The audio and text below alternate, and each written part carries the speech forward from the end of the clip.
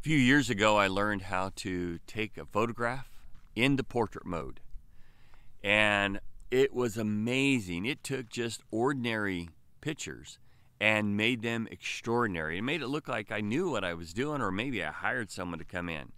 So it would really sharpen the subject matter that you wanted to focus on, and then everything in the background would blur away.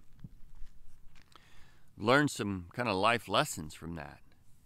Is that portrait mode that seems to be so enticing to me is kind of how I would live my life, is that I would hone in on just one thing and then everything else would just kind of fade away. Recently, we have seen the devastation there in Beirut, and I was looking at the imagery of that. And what was interesting about it is there was no portrait mode that they were taking these photos in. It was just the raw footage of what was really happening. And so you could see what was in the foreground, but also as you looked, you could see in the background just that incredible devastation. Read an article of a pastor that was in that area. He had went there to really promote Christianity in that Arab land, and during the time period of this explosion, he had went with his wife out into the country to celebrate their 10-year anniversary.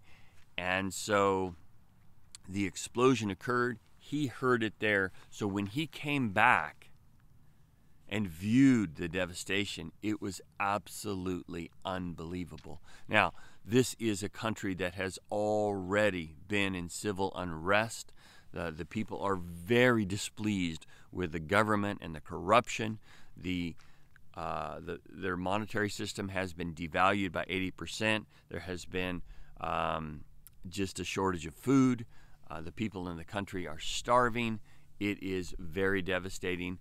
Everything comes in through that port in Beirut, and now it's destroyed. There is a lot of concern.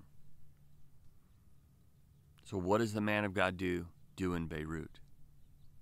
He ministers to the hearts and the needs of the people, and yet has to be concerned about what's happening in the future. And so when we look at our devotional this morning, it talks about Jesus' prediction, what's ahead, but it makes us think about what we need to do right now. What's in the foreground? In the printed portion, it says this: the rapture is at hand. The rapture is at hand. This was written probably a year ago. You can see it more even now.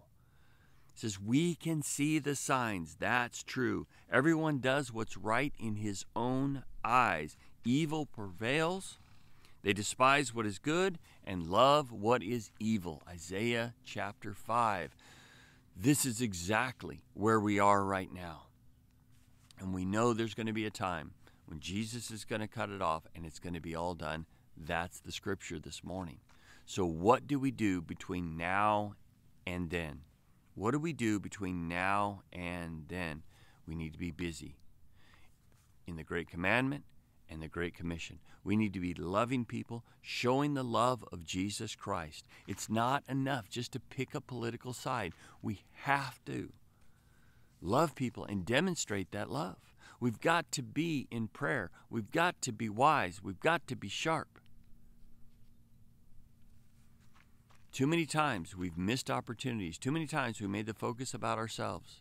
I'm guilty of that.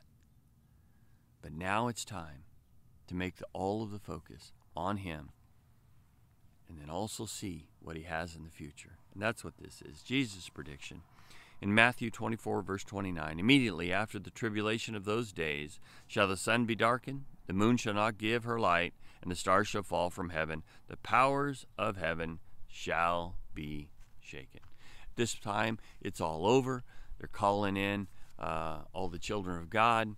There'll be the final battle, and then we will be ushered into the millennial reign, where He will rule and reign. And that will be a wonderful time. Let me say this, looking forward to that time and knowing that whosoever will, knowing that all are invited, why can't we be the bearers of good news and go and invite people to that time period, letting them know that there's a great day coming, and we can be a part of that. So as you think about your life, let us not be stuck in portrait mode to where we just fixate on one thing and miss everything else. Let us see the whole panorama of everything that's going on, and let us point out to others about that just beautiful day that's ahead. May God bless you. Thank you for watching these. If you appreciate these, like, subscribe, and share. God bless you.